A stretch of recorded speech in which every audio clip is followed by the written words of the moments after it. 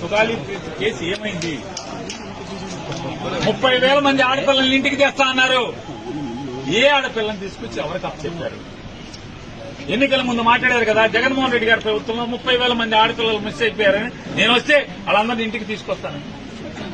100 రోజులైన దాటినా కూడా మీకు ఆడపిల్లలు నేను దృష్టి కలగట్లేదా? ఆ రోజు మాటలు కనపడతలేదా? ఏంటంటే మీ తప్పుల్ని మీ పాపాలని మీ మోసాలని ప్రశ్నిస్తానే ఉంటాం.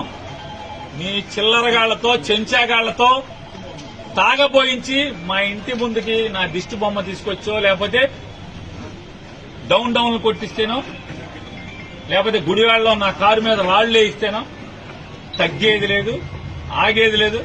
పవన్ కళ్యాణ్ గారికి గట్టి నీకు చేతన అయితే, చిత్తశుద్ధి ఉంటే, నికార్సైన రాజకీయ నాయకుడు అయితే మంచిగా పరిపాలన చేయి. ప్రజలకు ఇచ్చిన మాటలు ఏమిచ్చారో ఆ మాటలు నిలబెట్టుకోండి, హామీలు నిలబెట్టండి, స్టీల్ ప్లాంట్ ని కాపాడండి, రైల్వే జోన్ తీసుకురండి.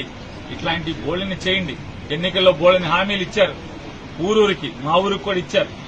బందర్ పోర్టు అమ్మకానికి పెట్టారని చెప్పి ఊరు వాడ అల్లరల్ల మోతకే ఉంది. బందర్ పోర్టు సబ్బపడిపోయింది, పని చేయట్లా, పని జరగట్లా, దాన్ని అమ్మకానికి పెట్టారు.